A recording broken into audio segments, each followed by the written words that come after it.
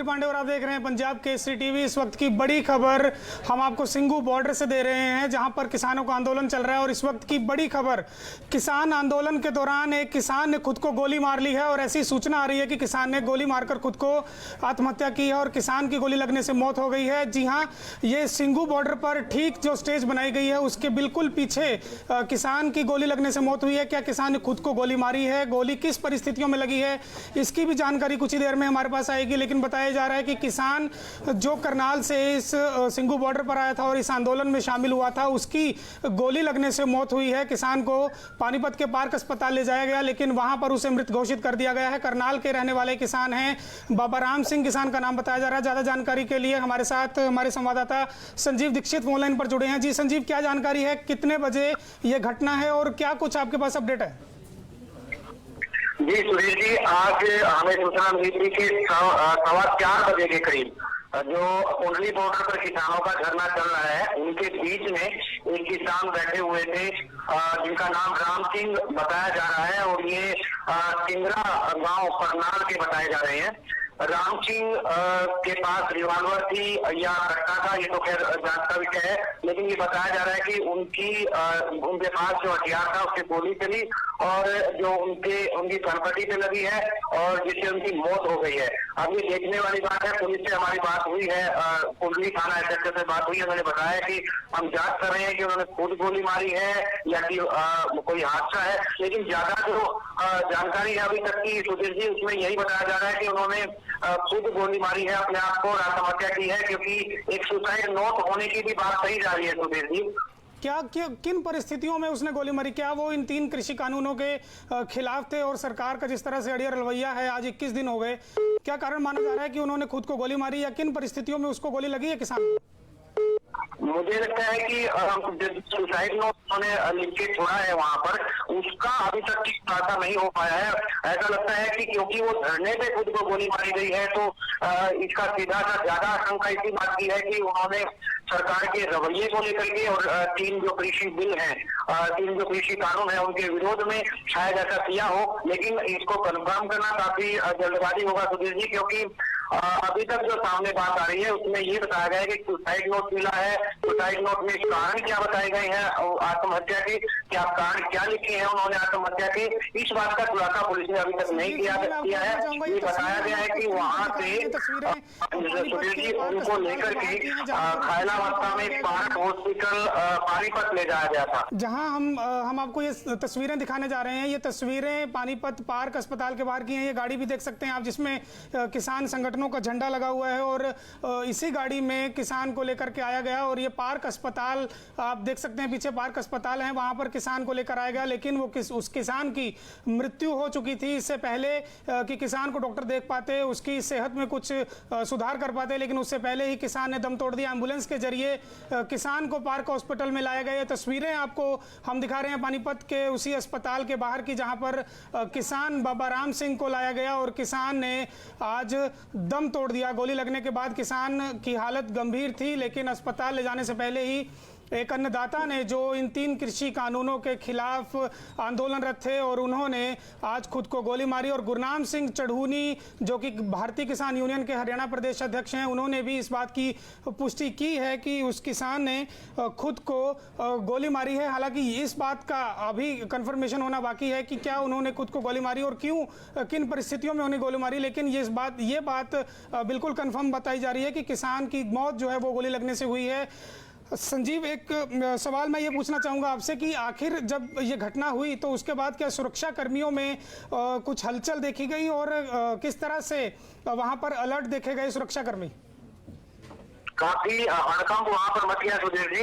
जैसे ही पता चला कि गोली चली है, गोली की आवाज से जो आसपास किसान बैठे हुए थे वो सब वहां एकत्रित हो गई और कुछ ही देर में पुलिस को भी क्योंकि सूचना मिल चुकी थी तो पुलिस भी मौके पर पहुंच गई। और सबसे बड़ा सवाल यह है कि यहाँ पर जो धरना चल रहा है, 20,000 किसान यहाँ पर बैठे हुए हैं, वहां पर लोग हथियार भी लेकर पहुंच रहे हैं।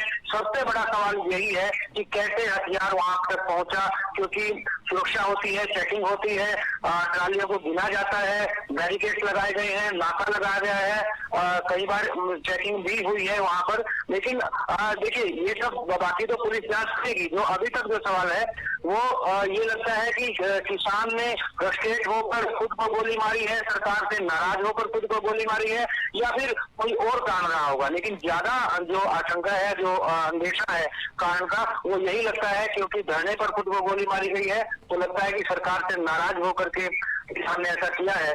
हालांकि जांच का विषय है, जांच के बाद ये सब क्लियर हो पाएगा। संजीव, एक सवाल तो ये बनता ही है कि क्या उस किसान ने क्यों गोली मारी और वो रिवॉल्वर या पिस्टल उसके पास कैसे आई। लेकिन एक सवाल ये भी बनता है कि अगर वो खुद को गोली मार सकता है तो वो किसी और को भी गोली चला सकता था, किसी और पर भी फायरिंग की जा सकती थी। तो क्या सुरक्षा में कहीं चूक माना जाए इसको?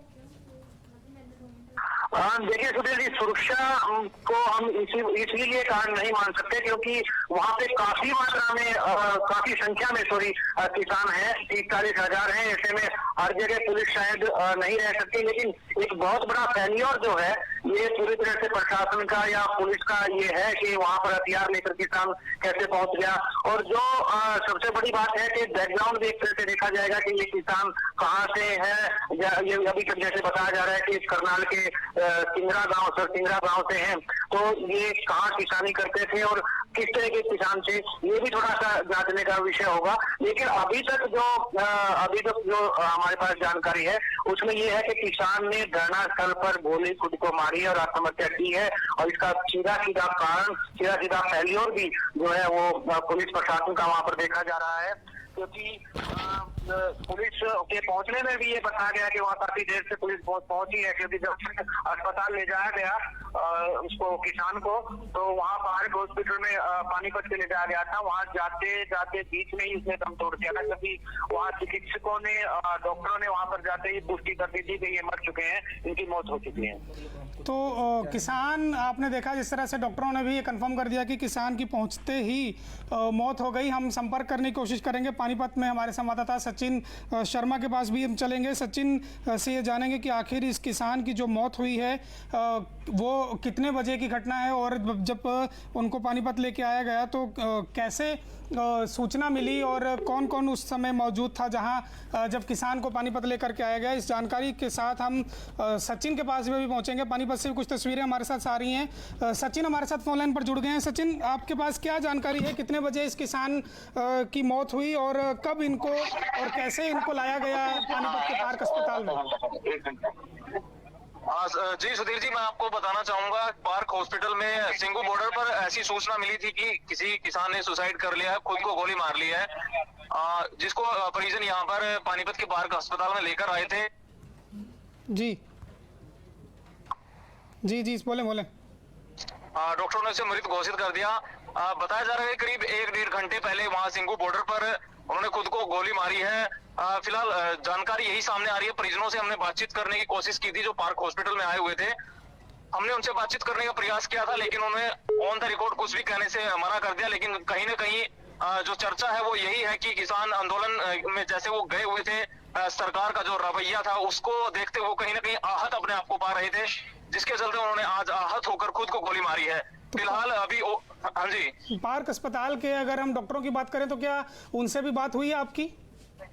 जी, हमने डॉक्टरों से बातचीत करने का प्रयास किया था। डॉक्टरों ने जैसे ही हमने उनसे बातचीत की तो डॉक्टरों का कहना था कि जो किसान यहाँ पर पहुंचा था वो पहले से ही मृत थे। जैसे ही हमने उसको उनकी एंट्री नहीं हुई, जिसके चलते डॉक्टरों का यही कहना था कि वो पहले से यहाँ पर मृत अवस्था में आए थे, जिसको हमने करनाल भेज दिया है पोस्टमार्टम के लिए, करनाल के सरकारी अस्पताल में। सचिन, आपने परिवार के लोगों से बातचीत भी की, आपको क्या मानसिक स्थिति किस तरह की लगी परिवार की, या आपने कुछ जानने की कोशिश की कि उस किसान का मानसिक स्थिति कैसी थी जब उसने ये कदम उठाया?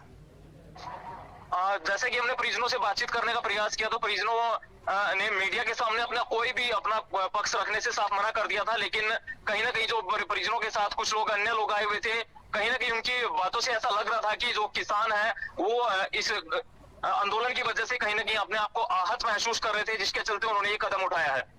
तो सचिन बहुत बहुत शुक्रिया आपका। और ये थे सचिन शर्मा पानीपत से हमारे संवाददाता, जिन्होंने बताया कि उन किसान के परिवारजनों ने उनसे बातचीत की और हालांकि कैमरे के सामने उन्होंने कुछ नहीं बोला, लेकिन उनकी मानसिक स्थिति अगर देखी जाए तो ये बताया जा रहा है कि वो किसान जो है वो बेहद परेशान थे इन 3 कानूनों को लेकर, आंदोलन को लेकर, और शायद इसी के कारण उन्होंने खुद जो है वो आत्महत्या करने का निर्णय लिया। हालांकि आत्महत्या उन्होंने की या किस तरह से गोली लगी है उसको अभी पुलिस ने कंफर्म नहीं किया, लेकिन प्राथमिक अभी तक जो देखा जा रहा है, जो अभी तक की चीज़ें सामने निकल कर आ रही हैं, उसमें सामने यही पता चल रहा है कि किसान ने खुद को गोली मारी है। हालांकि इस बात की पुष्टि अभी पुलिस कुछ ही देर में करेगी, लेकिन खुफिया अगर सीआईडी ऑफिसर्स की बात करें तो सीआईडी रिपोर्ट्स ये कहती है कि किसान ने खुद को गोली मारी है। और भारतीय किसान यूनियन के अध्यक्ष जो है गुरनाम सिंह चुड़ूनी, उन्होंने भी इसकी पुष्टि की है। तो बेहद दुखद घटना एक जो है वो निकल करके सामने आई है सिंगू बॉर्डर से, और बेहद तनाव की स्थिति भी मानी जा सकती है। इस खबर के बाद सरकार में और पुलिस प्रशासन में सभी में हड़कंप भी है और चिंता का विषय है जिस तरह से किसान ने खुद को गोली मारी है।